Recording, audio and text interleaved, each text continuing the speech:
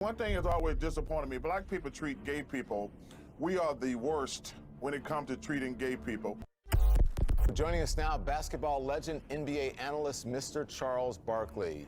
Good morning to you, sir. Really appreciate you joining us. Of course, Don. Thank you guys for having me.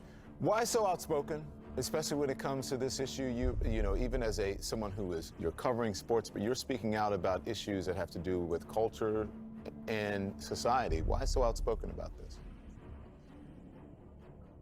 Well, Don, I don't like that word outspoken because I hope anybody who sees racism in any form whatsoever should stand up. Whether it's against a black person, a Hispanic person, a Jewish person, or Asian. Asian hate's going a big deal in this country right now. So anybody should try to do the right thing. If you see something wrong when it comes to race or homophobic or sexist, you should always say something.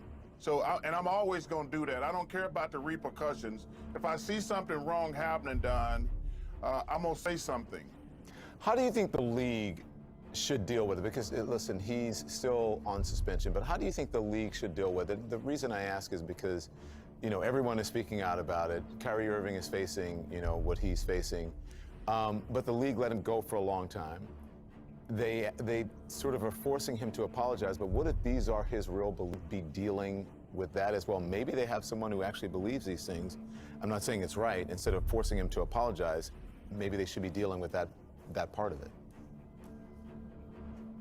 I said that's a great question, Don. People have the right to feel and say what they want to. We have freedom of speech, but there are repercussions when you say certain things. Listen, I don't know Kyrie Irving. I don't know if he's a good guy or a bad guy. I think he's been suspended, rightfully so, and I think he should come back and play in the NBA.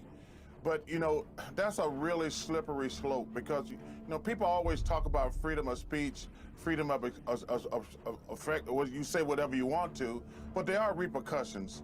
I mean, and he's paying for that right now, but this thing with free speech has really gotten out of hand, Don. I mean, you just can't go around insulting people and think it's okay just because it's freedom of speech. Well, people say, well, listen, if I don't get to say what I say, it's cancel culture. And I don't know if you probably do not agree with that. You know, I don't like use the term cancel culture because I don't want anybody counsel. But you should be called to the carpet if you said something wrong. You know, I don't believe somebody should lose their job or things like that. But you should be called out if you said something stupid. Hey, I've been called out many times. I have no problem with that. But I hate the term cancel culture because very few people are canceled. Let's be honest and realistic. Yeah, that's a good point. Can I ask something real quick that I didn't think? Did you? Maybe you didn't see it, so you might not be able to answer. Did you see SNL? Did you see Dave Chappelle, his monologue? I did not, Yeah. but listen, let me just say this.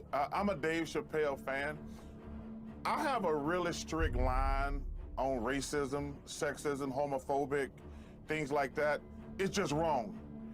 It's nothing to joke about. It's a very serious subject. You know, Don, it's crazy. I'm almost 60 years old, and I grew up in Alabama, you know, and obviously I know about Montgomery, Selma, Birmingham, things like that. To still be having racial conversations 60 years later, and we're debating whether people have the right to say it and joke about it, it's really, it just makes me sad. Yeah. It makes me mad, but it really just makes me sad that 60 years later, we're still having racial conversations 60 years later. And more than a decade ago, I do have to say, and then I'll let you guys jump in here because I don't want to hog this conversation. One of the first people to contact me after I came out was this man right here, and that was over a decade ago. So these issues are really important to you, and you always stand up for people's individual rights.